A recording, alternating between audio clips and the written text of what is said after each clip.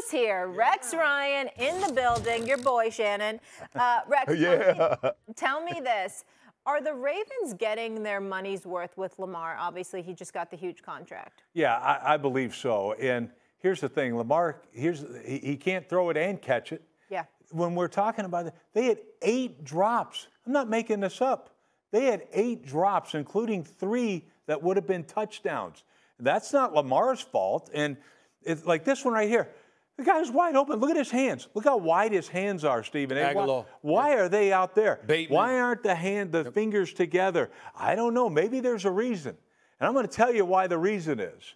We did something on Sunday Countdown where we showed the receiver coach was throwing a rugby ball to his players. And his whole take was, it gets them to make sure they catch with 2 hands.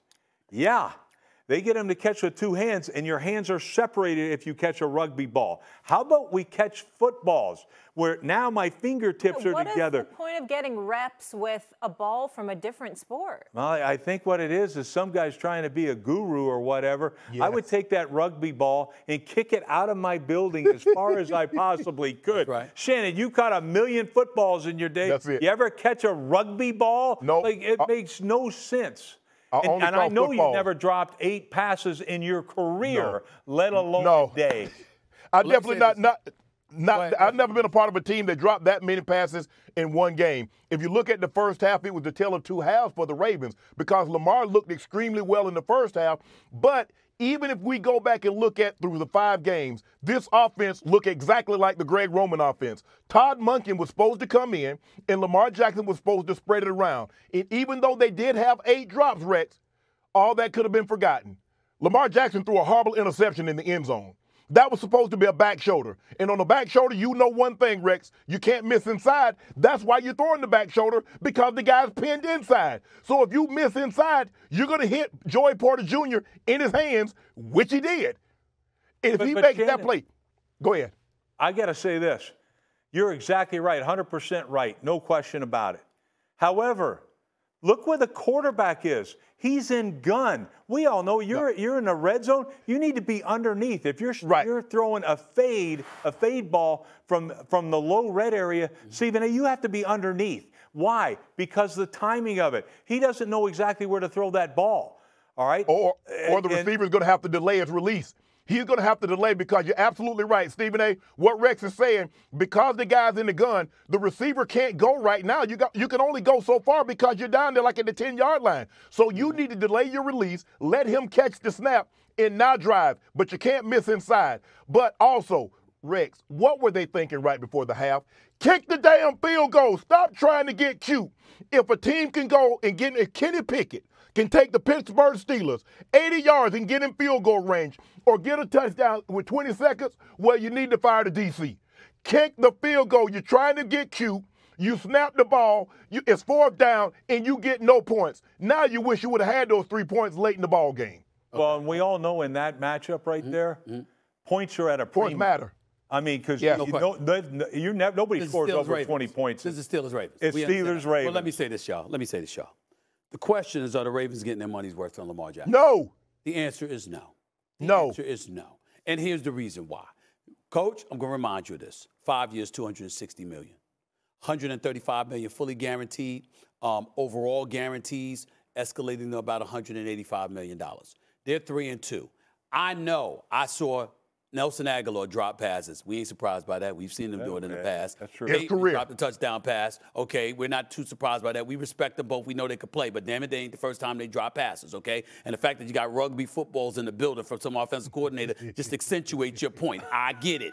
But here's the flip side to it, guys. Lamar Jackson, 2 fourth-quarter turnovers yesterday, now has an NFL worst 11 turnovers in a fourth quarter or overtime of 1-score games since 2021. That is inexcusable. That is inexcusable. We got to look at it from that perspective. We also got to look at the fact that he leads all NFL players with 7 fumbles. 7 fumbles this year. I mean, far be it for me to bring that up. But didn't you talk about not turning the damn ball over? Now, interceptions ain't the only way you can turn the ball over. You can also turn the ball over by fumbling the damn ball. Right. He's leading all players. All players. All right, 7 fumbles, 4 lost, okay?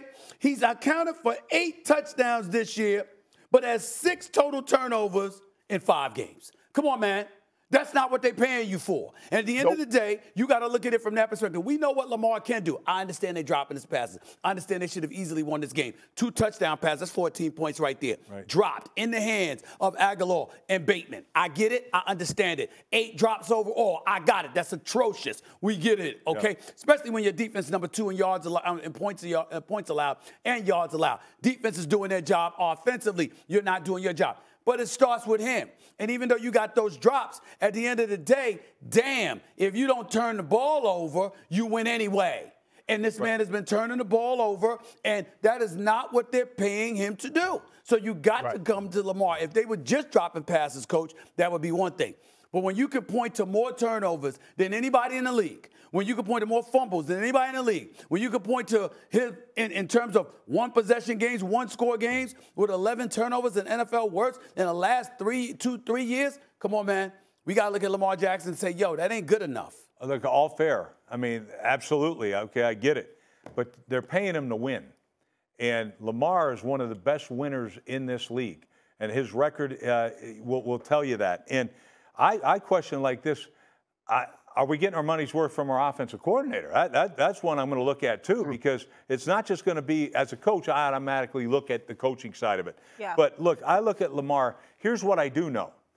They should have won that game yesterday. If we hold on to maybe just one of those catches, you're going to win that game anyway, okay, because you're going to play it different down at the end there. And so, to me, that's it, okay? Here's what it would have done. They would have had wins all on the road against all 3 division teams, Cincinnati, Cleveland, and Pittsburgh.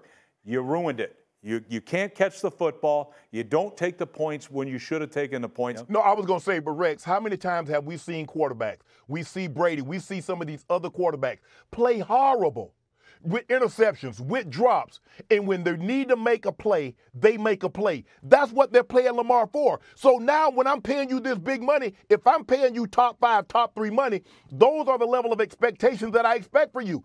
We know Nelson Aguilar. Go back and look at his resume in Philly. Look at his resume in New England. Look at his resume in Las Vegas. He's more retriever than receiver. He's going more apt to pick the ball up and hand it to the receiver after he drop it, as opposed to catching it. That's it, Molly.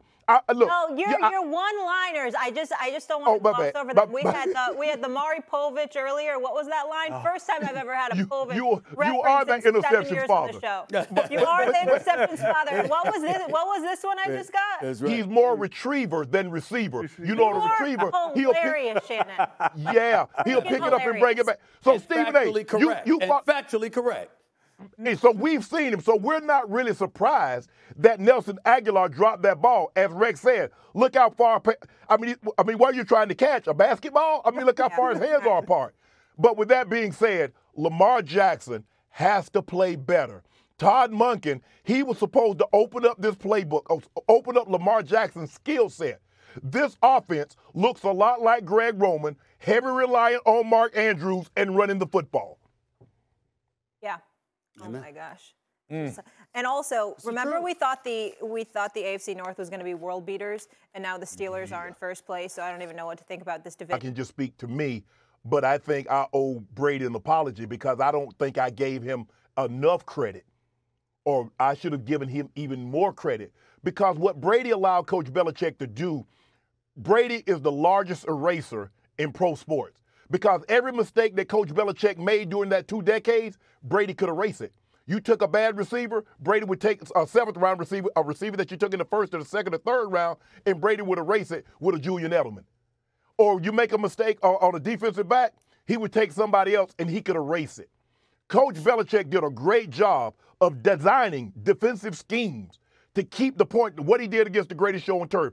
All these great high-flying offenses.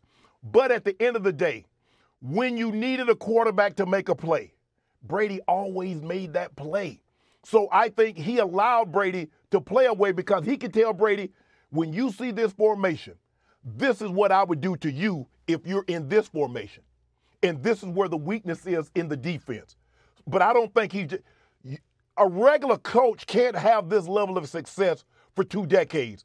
But what it does go to show you, no matter how great of a defensive mind or an offensive mind you are, if you don't have a guy that's 6'4" and 200+ pounds with an arm, you're whistling in the wind.